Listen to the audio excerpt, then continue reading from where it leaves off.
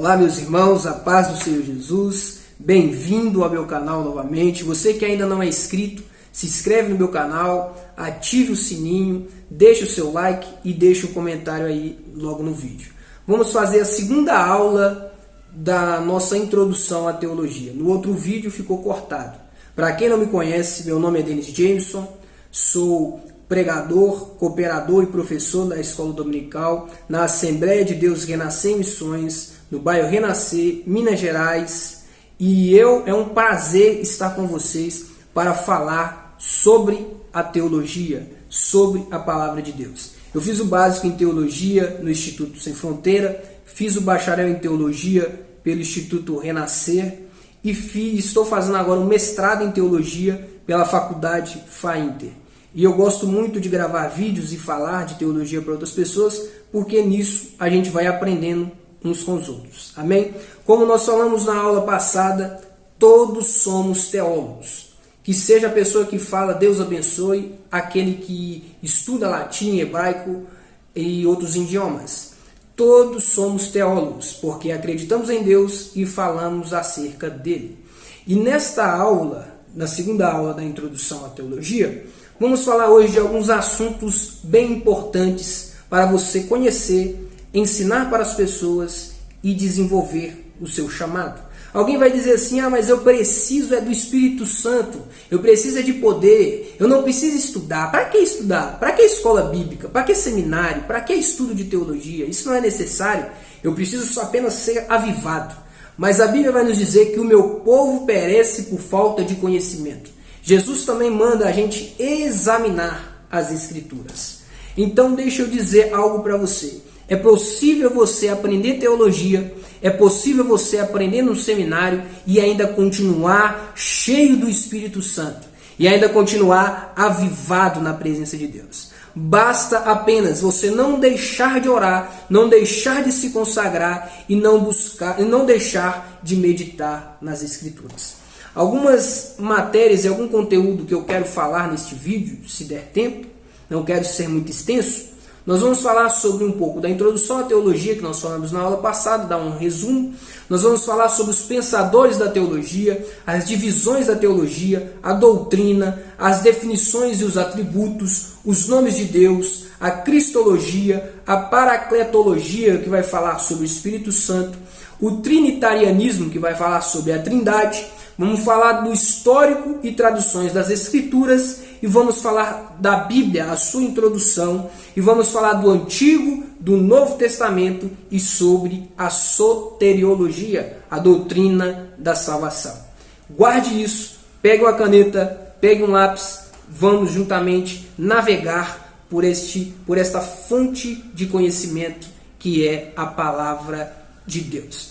Primeira coisa que nós temos que saber, falamos na aula passada, que a palavra teologia, ela vem do vocábulo grego theos, que quer dizer Deus, e logos, que quer dizer, que denota estudo.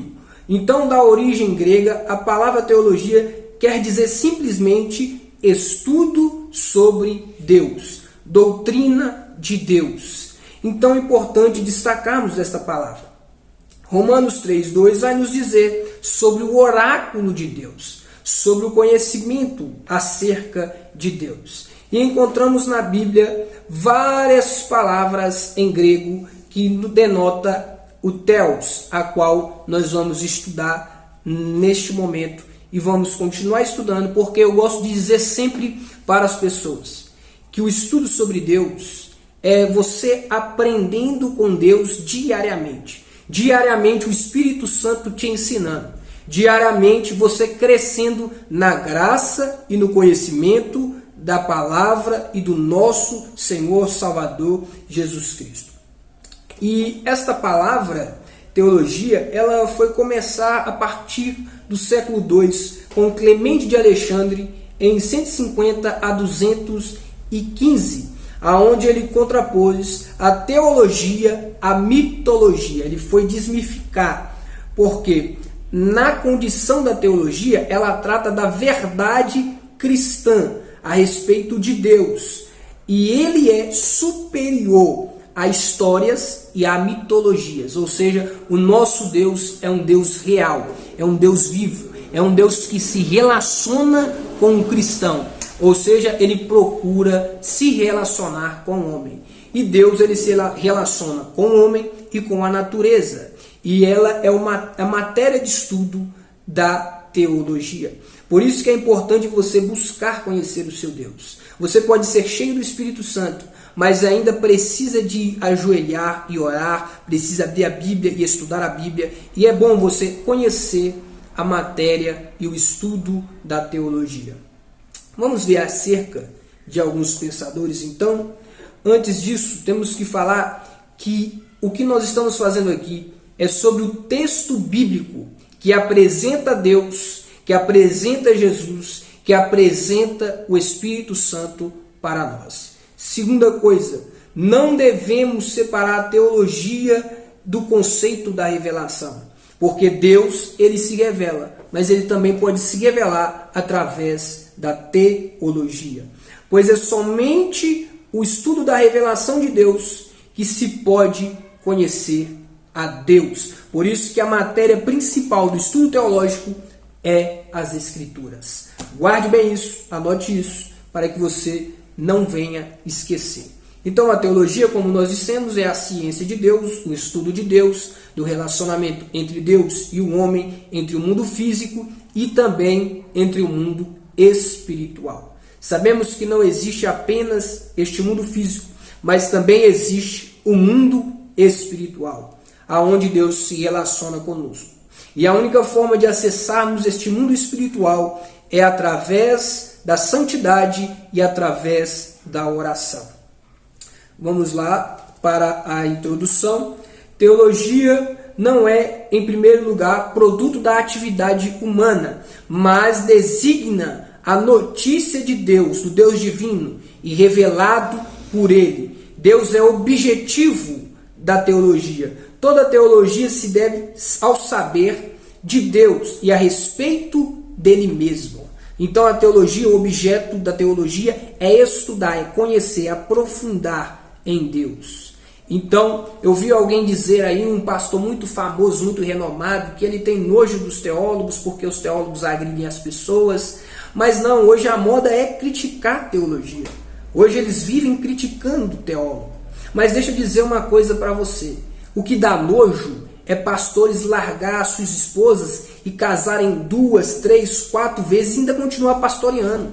O que dá nojo é pastores fazerem comércio da igreja. Isso que dá nojo. O que dá nojo é homens e mulheres usando a teologia, e não apenas a teologia, mas mentindo e enganando outras pessoas. Isso que enoja a Deus. Agora você aprender a teologia, você aprender o conhecimento, para conhecer mais o seu Deus, para entender mais a palavra de Deus, isso é uma bênção na vida de todo leitor, de todo servo de Deus, de todo cristão.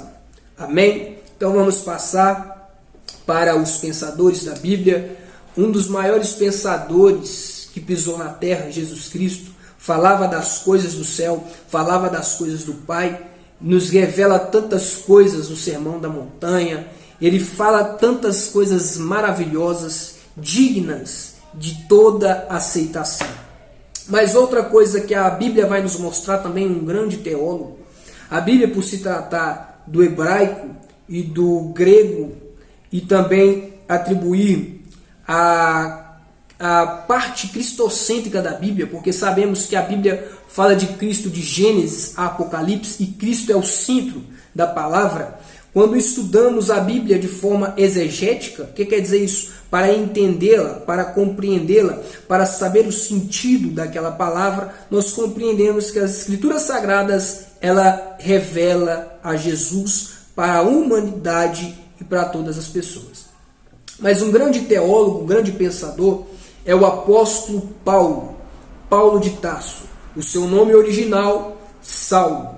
O apóstolo que escreveu tantas cartas no Novo Testamento e nos revelou coisas maravilhosas e coisas grandes acerca de Deus. A maioria dos outros apóstolos eram pescadores, analfabetos. Alguns não conheciam a língua materna de Paulo, que era o grego, mas Paulo ele era instruído aos pés de Gamaliel. Era uma pessoa que conhecia bem a Bíblia, as Escrituras. Era um homem letrado. E este homem buscava aprimorar, a crescer. E, no entanto, ele teve um encontro com Jesus e Cristo ensinou para ele o Evangelho. E ele nos ensina através das suas epístolas, através do Novo Testamento, as verdadeiras palavras de Cristo, as verdadeiras palavras de Deus, que transformou o cristianismo e que transforma até hoje a nossa vida.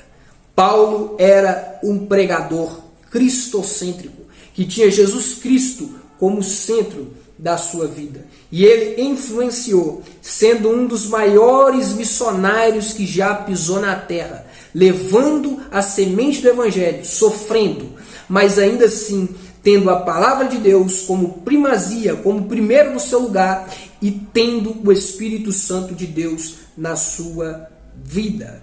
Segundo o que nós podemos destacar dentro da teologia, foi Policarpo de Esmirna. Ele, dia 23 de fevereiro de 70 a 160, ele era um bispo de Esmirna, atualmente a Turquia. Ele morreu como um mártir, vítima da perseguição romana aos 87 anos, e reconhecido como santo tanto pela Igreja Católica Apostólica Romana quanto pelas igrejas ortodoxas. O santo deste dia é um dos grandes padres apostólicos, que foi um grande teólogo e serviu como um grande pensador naquela época.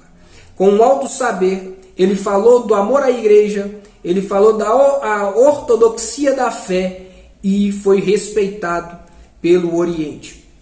Sofreu uma perseguição, morreu, escondeu-se, foi preso, ele foi levado pelo governador e ele sofreu martírio por causa da palavra de Deus. E ele foi um contribuinte para o Evangelho. Com lágrimas, com suor, ele ainda assim se entregou o seu sangue todo pela palavra de Deus. Outro pensador foi Clemente de Alexandria, Tito Flávio Clemente, o seu nome era Alexandre, entre 150 e 215. Ele foi um escritor grego e teólogo, e também escreveu muitas mitologias. Ele nasceu em Atenas, era um pesquisador de lendas e gostava de priorizar os valores cristãos. Também foi um grande pensador e estabeleceu alguns programas educativos na escola de catequese de Alexandria. Foi um grande pensador também dentro da teologia. Outro pensador foi Atanásio de Alexandria, em 295 a 373 depois de Cristo, considerado também santo pela Igreja Ortodoxa e Católica, fazendo uma referência aos seus doutorados e aos seus estudos na Igreja. Ainda um dos maiores teólogos, segundo a história, conhecia e defendia a fé cristã e compreendia a importância da fé genuína em Jesus Cristo. A fé em Cristo, ela é a base para a caminhada cristã. Perceba que ele foi muito importante. Ele foi perseguido, ele foi exilado, ele também sofreu muitas discussões, mas ele defendeu a consubstanciação das três pessoas da divina Santíssima Trindade. Ele defendeu esta ideia no Concílio de Nicéia em 325. Ele defendia que a Bíblia mostra o Pai, o Filho e o Espírito Santo. A Bíblia nos revela os três. Outro pensador também importante foi Agostinho. Agostinho de Hipona, ou Santo Agostinho por alguns, foi um bispo católico, teólogo, filósofo, que nasceu em 13 de novembro de 354 e foi um grande contribuinte para a fé cristã. Ele foi um grande estudioso e ele foi um escritor e ele foi nomeado bispo assistente de Hipona com direito à sucessão. Ele permaneceu como bispo naquela época e morreu em 430 e deixou alguns estudos para nós nos dias atuais. Ele influenciou homens que nós vamos falar ao longo nosso estudo aqui no nosso canal. Também temos João Scoto, que era conhecido como John Stott. Ele era um filósofo, teólogo, tradutor do escocês e foi um dos primeiros que desafiou a soberania da Igreja Católica Apostólica Romana. Porque o que muitos vão dizer é que a Igreja Católica foi fundada por Cristo, mas na verdade Cristo ele não deixou uma denominação, ele não deixou uma placa. Porque a igreja primitiva, eles reuniam em cenáculo positivo, mas também reuniam em casas e buscavam a presença do Espírito Santo de Deus. Sem levantar uma placa, sem levantar uma bandeira, sem ter apoio do governo, sem ter... foram perseguidos e afrontados por causa do Evangelho. Diferente do catolicismo na era medieval, ao invés de ser perseguida, perseguia as pessoas que pensavam diferente deles. Diferente do que aconteceu tanto com os apóstolos, com os primeiros cristãos, eles agora passaram a perseguir as pessoas. E este John Stott foi um dos primeiros que foi importante, com as suas obras mais conhecidas e também mais importantes, mostrava a visão sobre a origem e a evolução da natureza, na tentativa de conciliar a doutrina cristã com os dogmas cristãos da criação. Ele também criou livros e ele desenvolveu inúmeras traduções e textos e autores, tornando assim um dos pensadores do Ocidente.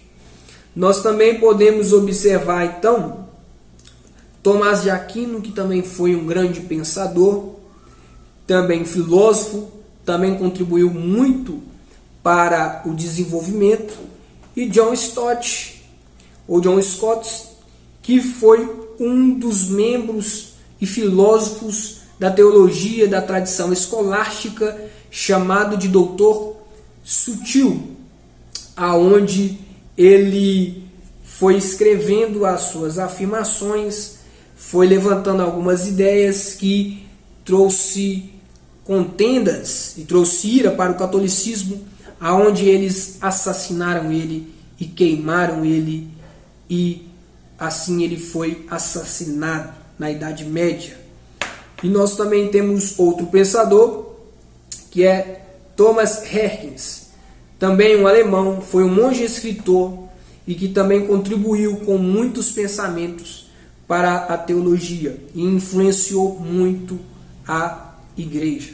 E por falar nele, agora nós falamos de Martinho Lutero, que em 10 de novembro de 1483 nasceu em Esslingen. Ele foi um contribuidor, um teólogo alemão, um monge, e considerado o pai da reforma protestante. Martinho Lutero, ele foi aquele que levantou contra os extremos da Igreja Católica Apostólica Romana.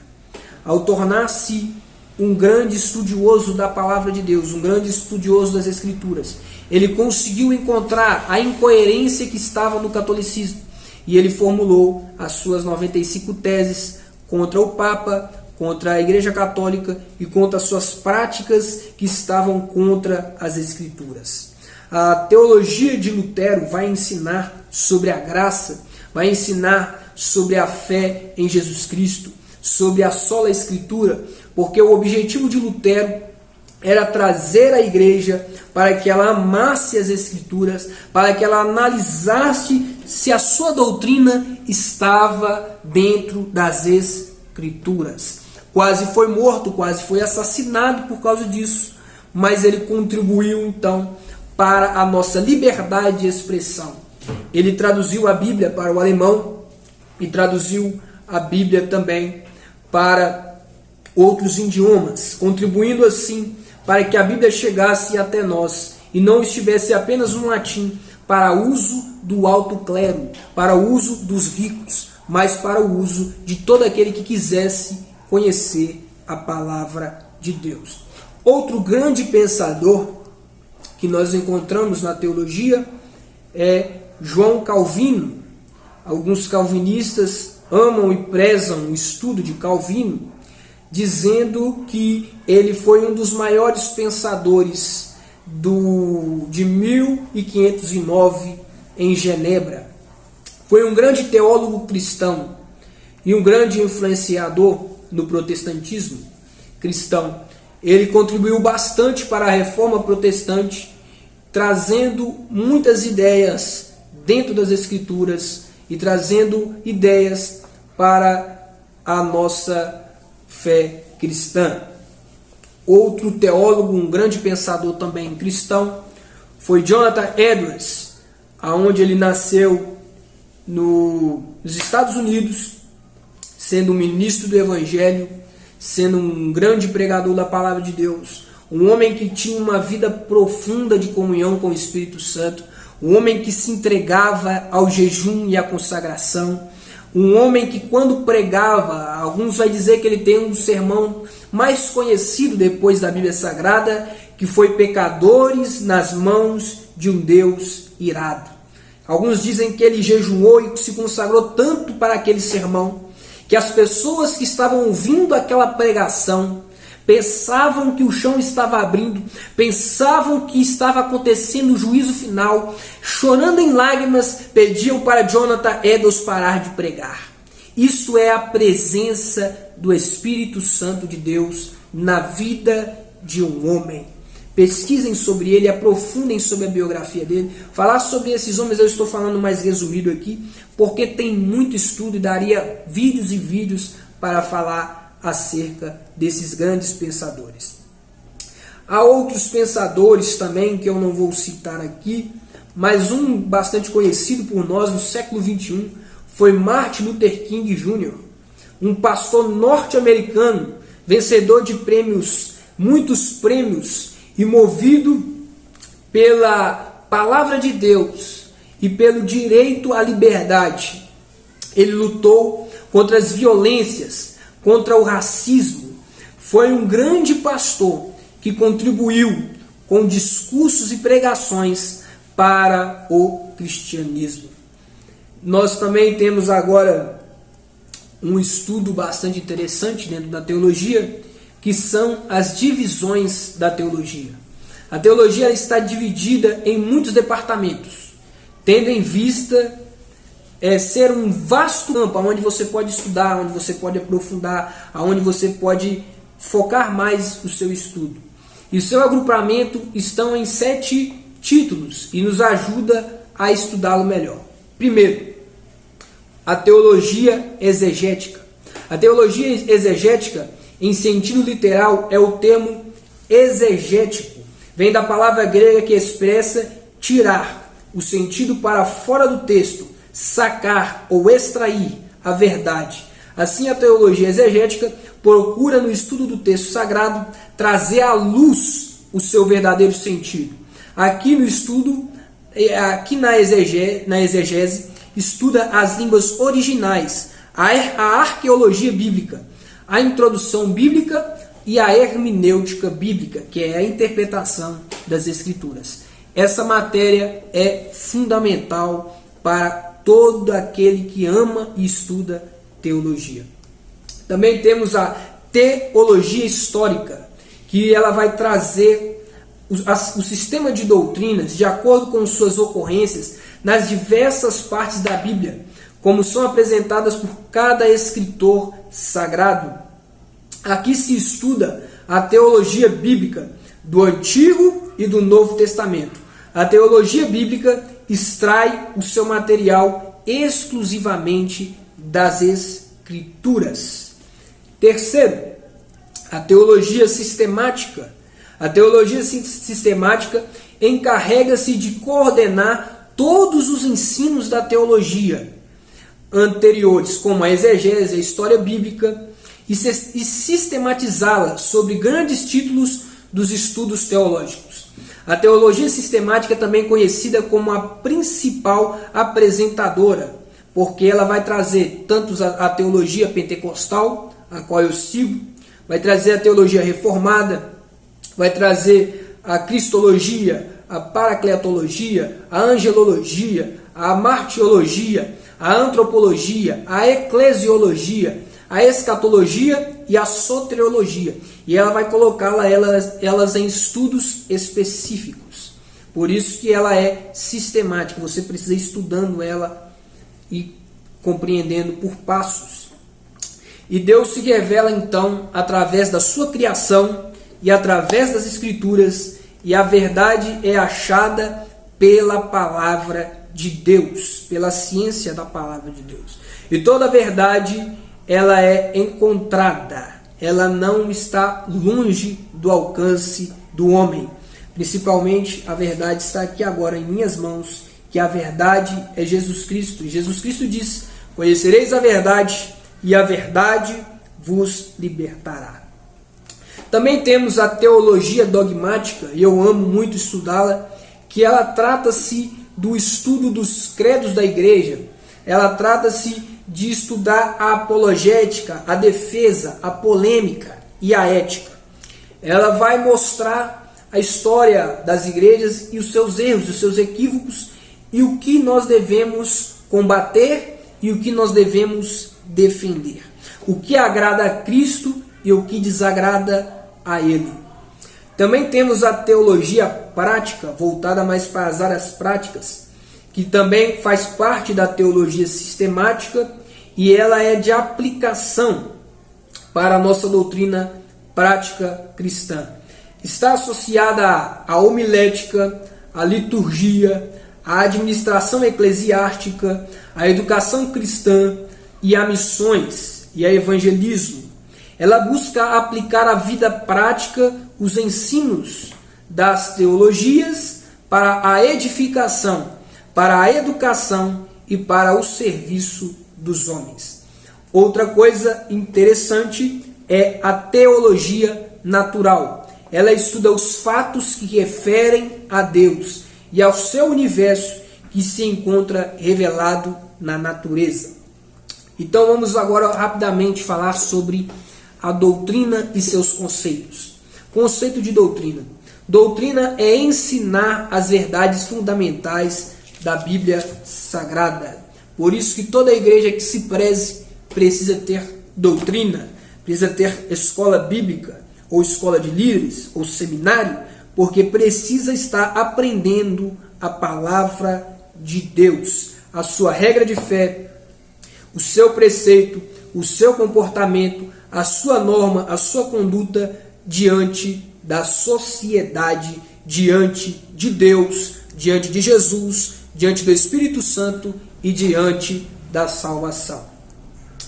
Existe também um conceito de doutrina no Antigo Testamento, que você vai poder encontrar aí em Deuteronômio, capítulo 32, versículo 2, Provérbios, capítulo 9, versículo 9, e Provérbios, capítulo 13, versículo 14. Ensinamento, ensino, capacidade, persuasão, palavra. Nós precisamos de ter este ensino, de ter a palavra de Deus centralizada na nossa vida. O conceito de doutrina no Novo Testamento, ela é do grego didache, e ela vai trazer algumas referências em Marcos capítulo 1, versículo 22, Lucas capítulo 4, versículo 32, Atos capítulo 2, versículo 42 e Romanos capítulo 6, versículo 17. O ensino da doutrina, a instrução, as assembleias religiosas dos cristãos, faz o uso do discurso, o uso do ensinamento para o crescimento espiritual. Também do grego didascalia ou didascalia, que está lá em 1 Timóteo capítulo 4, versículo 6, 1 Timóteo capítulo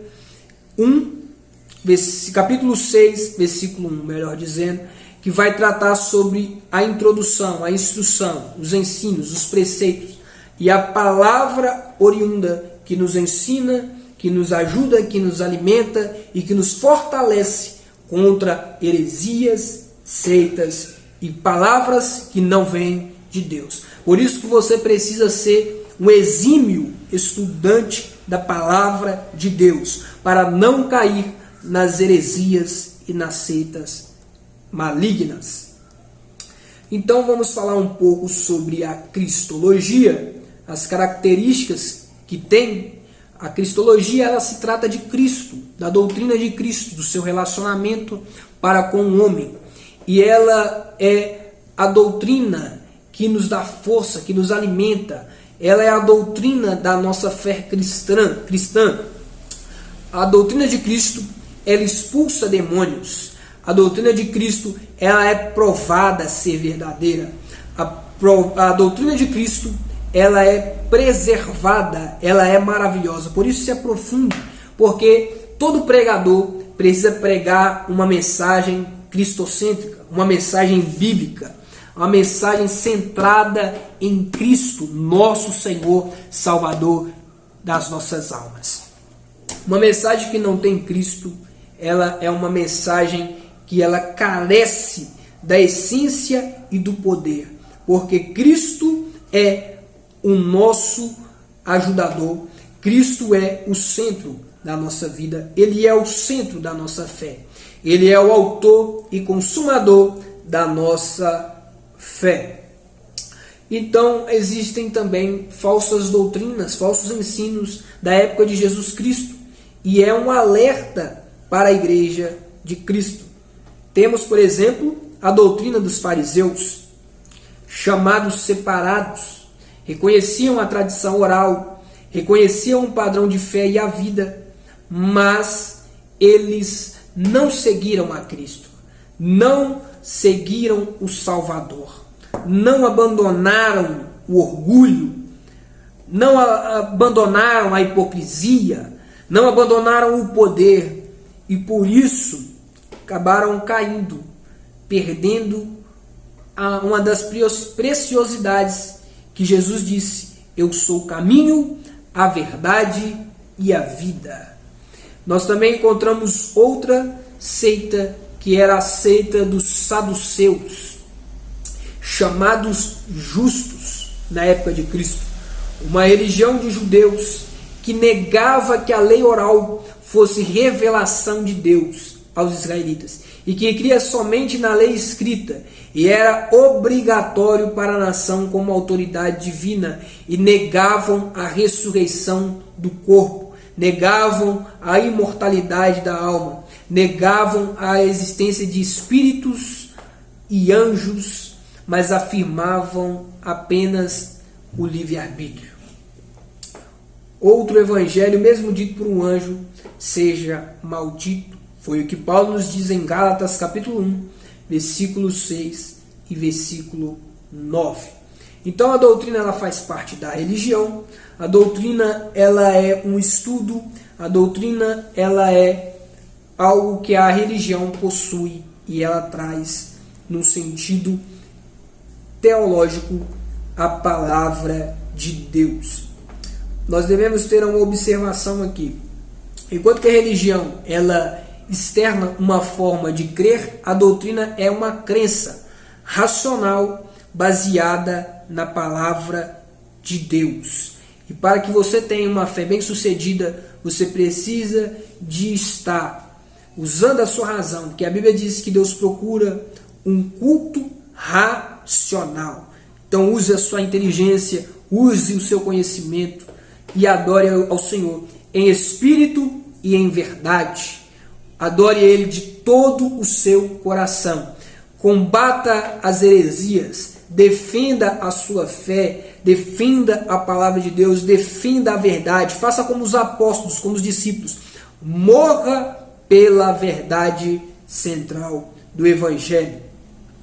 Falando agora sobre os atributos de Deus, as definições de Deus. A definição filosófica de Platão, ela vai dizer que Deus é o começo, o meio e o fim de todas as coisas. A Bíblia diz que Deus é o alfa, o ômega, o princípio e o fim. Ele é o nosso ser supremo. Ele é a causa eficiente. Ele é a causa de todas as coisas. Ele é coeterno. Ele é poderoso, Ele é Pai da eternidade e Príncipe da paz. A definição do cristianismo vai dizer que Deus é um Espírito infinito, eterno, imutável em seu ser, sabedoria, poder, santidade, justiça, bondade e verdade, atributos de Deus. E essa definição combinada, Deus é um Espírito infinito e perfeito, em que todas as coisas têm a sua origem e sustenta todas as coisas a fim da glória dele, que está lá em João capítulo 4, versículo 24, Neemias 9, versículo 6, Apocalipse 1 e 8, Isaías 48 e Apocalipse 1, versículo 17. As definições bíblicas vai trazer as expressões que Deus é Espírito em João 4, 24 e Deus é luz, 1 João capítulo 1, versículo 5. São expressões da natureza essencial de Deus e essa é a sua expressão e a sua personalidade. Então é possível você conhecê-lo, mas assim como Paulo disse que um dia nós estaremos face a face com ele e vamos conhecê-lo assim como ele nos conhece. Para isso, você precisa de continuar no caminho estreito, guardando a palavra de Deus e vivendo para Cristo. Vamos lá, a essência da natureza de Deus, os seus atributos. Ele tem os seus atributos naturais e os seus atributos incomunicáveis. Que eu falei no outro vídeo, é só você entrar no outro vídeo e assistir e você vai ter ali a análise mais profunda de cada atributo. E Deus é poderoso para nos ajudar. É Ele que nos traz a sua palavra e nos orienta a andar no seu caminho. Você consegue analisar o tamanho do seu Deus? Você consegue compreender a dimensão que tem o seu Deus? Por isso eu digo para você, não importa o tamanho do seu problema, o seu Deus é maior. Para a nossa conclusão, então, nesse vídeo, porque o vídeo já está ficando muito extenso, vamos falar de forma genérica e rápida sobre os nomes de Deus, porque também falamos no outro vídeo. Volta e entra no outro vídeo para que você possa estar compreendendo. Os nomes de Deus registrados na Bíblia, ele se revela de acordo com o seu poder e a sua soberania. Nós temos um primeiro nome que é El, ou Elohim, aonde ele vai se revelar o seu poder, aonde ele vai revelar a sua dimensão, também está no outro vídeo. Adonai, El Shaddai, El Elyon, Yahweh, Yahweh Tsabaoth, é algum dos nomes que nós encontramos no Antigo Testamento. Já no Novo Testamento nós temos nomes, como eu comecei este vídeo, como Theos, que também equivale a Deus e também equivale a Elohim. Kyrios, que quer dizer Senhor, e Pater, que quer dizer Pai. São nomes que nós encontramos no Novo Testamento. E trazendo uma definição de Deus, Deus, na Bíblia Sagrada, Jesus Cristo, ele dá testemunho do Pai. Ele revela o Pai para a humanidade. Ele revela o seu poder, vencendo a natureza, vencendo a morte. Ele ressuscita e está à direita de Deus Pai e intercede por nós. E nós podemos estudar algumas evidências acerca de Deus, alguns argumentos acerca de sua existência. A primeiro pode ser que, se tudo é energia, só Deus criou a força para iniciar esta energia e a vida. Podemos perceber, eu já trabalhei com eletricidade, que para nós trazermos a eletricidade a alguma coisa, nós precisamos passar cabos. Nós precisamos ligar, fazer ligações para fazer alguma coisa se movimentar, para alguma coisa venha se guiar. Perceba então, Deus criou todo o sistema do universo, as estrelas, o sol, tudo isso sem cabo. Deus guia, Deus movimenta, Deus arquiteta e Deus faz tudo pelo seu poder e pela sua vontade. Existem outros argumentos, argumentos ontológicos, argumentos da possibilidade das coisas de Deus, mas uma coisa eu te digo, tudo isso não veio do acaso. Porque em meio a tantos animais, os únicos animais que se evoluíram a ponto de pensar, a ponto de falar, a ponto de criar outras coisas, a ponto de até mesmo estar me ouvindo e eu falando com você, só o ser humano teve essa capacidade. Você acha que isso é uma coincidência? Você acha que isso é o acaso? Você caiu aqui no meu vídeo ouvindo esta palavra? Você não está aqui por acaso. Você não está aqui apenas para cumprir, nascer, crescer e morrer, não. Você nasceu com propósitos e você precisa conhecer esses propósitos. E a Bíblia, ela te dá propósitos, ela te dá significado. Deus te dá propósito nesta vida. E podemos então, para concluir nossa palavra, falamos sobre a cristologia, falamos sobre os pensadores da teologia, falamos sobre os atributos de Deus, mas que você continue pesquisando, continue estudando, continue se aprofundando nesse conhecimento. Também falando sobre o Espírito Santo, sobre os atributos do Espírito Santo. Ele é onipotente, ele é onisciente, ele se comunica. Ele não é como algumas seitas dizem por aí, apenas uma força, apenas uma energia, mas ele é uma pessoa que se relaciona com o homem e que sente ciúmes e sente alegria e também se entristece e também deseja entrar na sua vida e no seu coração. Nós podemos encontrar na Bíblia Sagrada também, falando acerca da Trindade, um conceito que não está no seu termo na Bíblia, mas a Bíblia fala do Pai, do Filho e do Espírito Santo.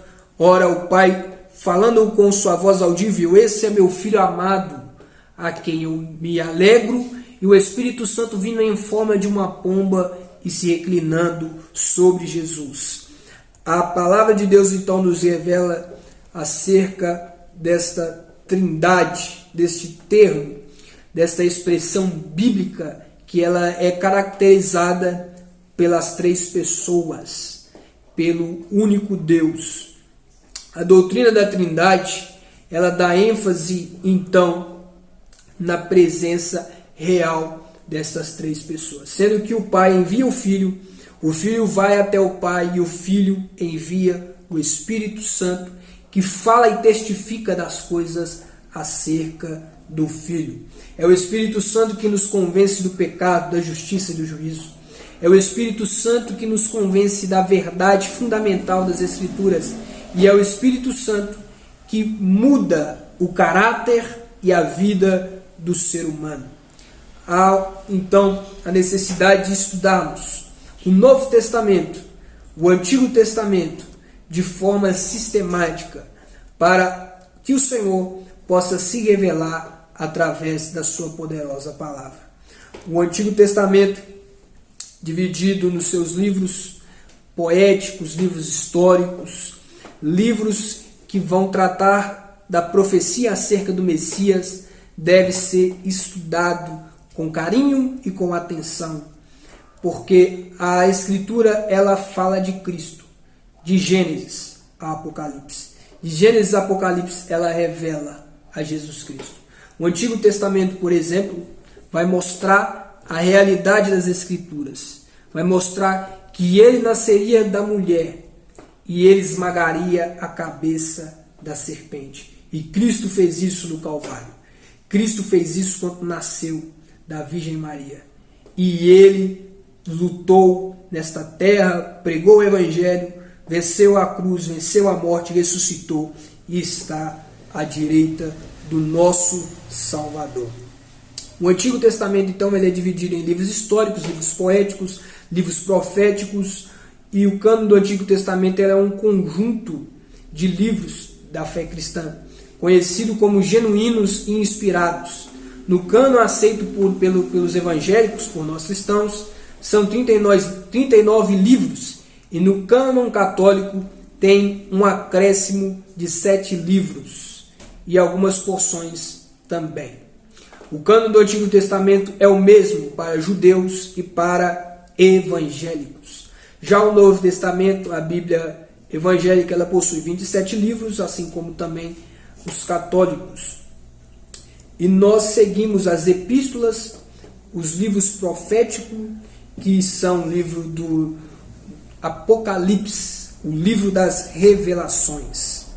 E nós também podemos analisar o cânon do Novo Testamento, os seus 27 livros, também inspirados pelo Espírito Santo. Mas e os livros apócrifos? Esses 7 livros que você falou que a Igreja Católica acrescentou. Esses livros contrariam os critérios da Bíblia Sagrada. Eu tenho aqui em casa uma Bíblia chamada Bíblia de Estudo Apologético, e ele vai trazer cada livro apócrifo dos Macabeus, entre outros livros, e vai mostrar a análise textual e exegética para analisarmos por que aquele livro é considerado apócrifo. Eles distorcem os ensinos de Cristo e o ensino dos apóstolos e da igreja. Por isso que eles não é aceito nem pelos judeus e nem pelos evangélicos. Mas a Igreja Católica ainda assim adotam esses livros, e se lançarem outros livros dizendo que foi escrito pelos autores da Bíblia, provavelmente o catolicismo também vai adotá-los como livro. Por isso que mais uma vez podemos tocar na tecla de que Jesus não fundou o catolicismo, porque a verdade não é pertencente a uma religião, ela não é pertencente a uma placa, mas ela pertence unicamente a Jesus Cristo, nosso Salvador. Que você possa ficar com esta palavra, com este estudo. O vídeo está extenso, mas que você possa pegar estas bases e fazer os seus estudos, analisá-los, comentá-los. Deixe um comentário aí no seu vídeo, o que você achou do vídeo, para que nós possamos estar crescendo cada vez mais. Que Deus abençoe a sua vida e fique na paz de Cristo, e vamos gravar outros vídeos para nosso crescimento espiritual. Amém? Que Deus abençoe, meus irmãos.